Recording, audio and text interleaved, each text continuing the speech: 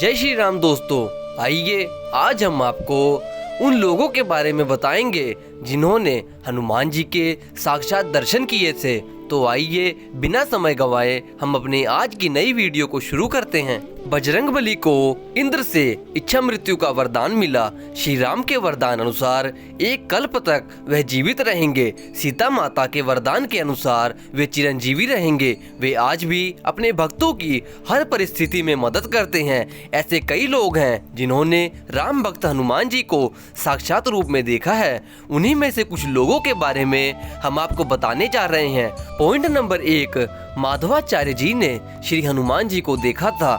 माधवाचार्य जी का जन्म 1238 ईस्वी में हुआ था। माधवाचार्य जी ने हनुमान जी को साक्षात रूप में दर्शन प्राप्त किए।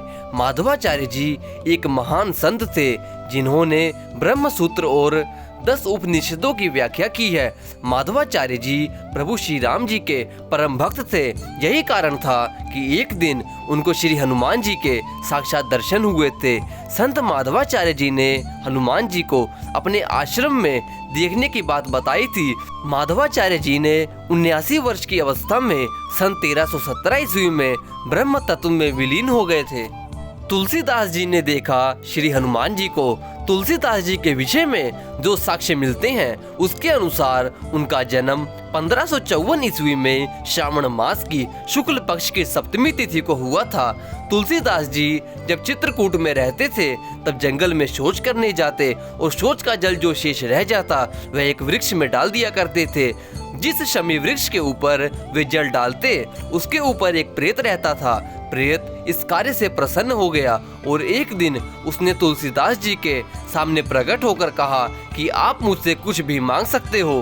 तुलसीदास जी ने कहा कि मुझे प्रभु दर्शन के अलावा और कोई इच्छा नहीं है। प्रेत ने कहा कि ऐसा तो मैं नहीं कर सकता, लेकिन मैं एक रास्ता बता सकता हूँ। वह यह है कि जहाँ भी हरि कथा होती है वहाँ श्री हनुमान जी किसी न किसी रूप में आकर बैठ जाते हैं। मैं तुम्हें इशारे से बता दूंगा, वे ही तुम्हें श्री राम जी के दर्शन करा सकते हैं। बस यही हुआ और तुलसीदास जी ने हनुमान जी के पैर पकड़ लिए। अंत में हार कर कुष्ठी रूप में राम कथा सुन रहे श्री हनुमान जी ने भगवान के दर्शन कराने का वचन दे दिया। फिर एक दिन मंदाकिनी के तट पर तुलसीदास जी चंदन घिस रहे थे।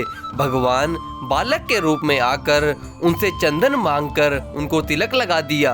तब हनुमान जी ने तोता बनकर उनको यह दोहा पढ़ा, चित्रकूट के घाट पर हुई संतन की भीड़, तुलसीदास चंदन घिसे तिलक लगावे रघुवीर। समर्थ रामदास जी ने साक्षात रूप में हनुमान जी के दर्शन किए थे।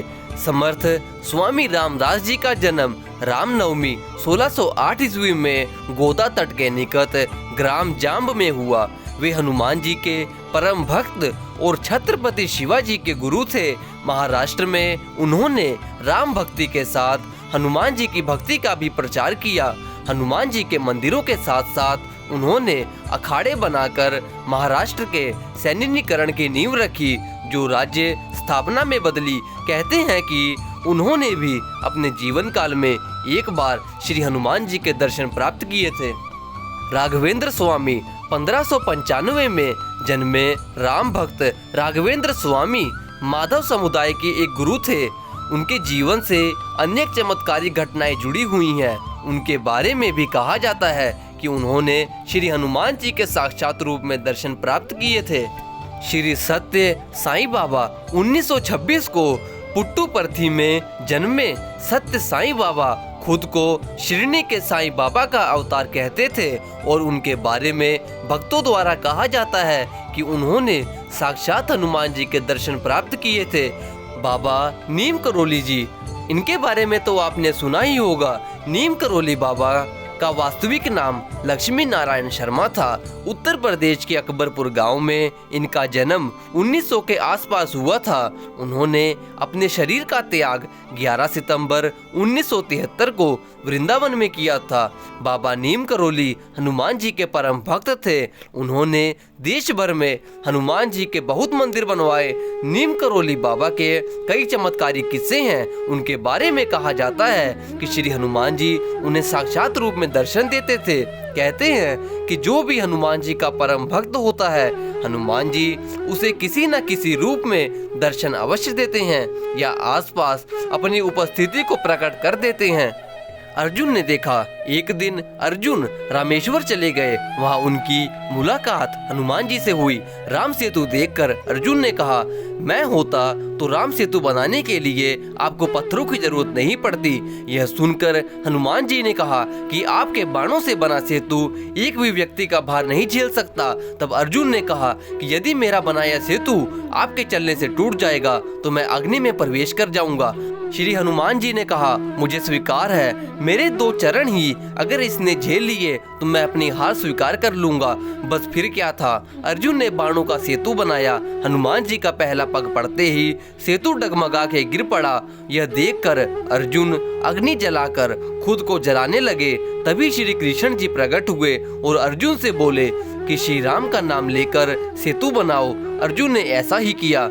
हनुमान जी से फिर पग रखा गया, लेकिन इस बार सेतु नहीं टूटा।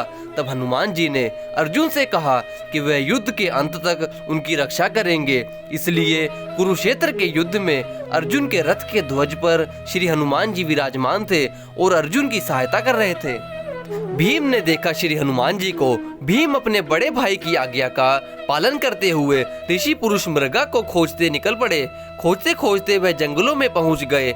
जंगल में चलते वक्त भीम को मार्ग में लेटे हुए श्री हनुमान जी दिखाई पड़े।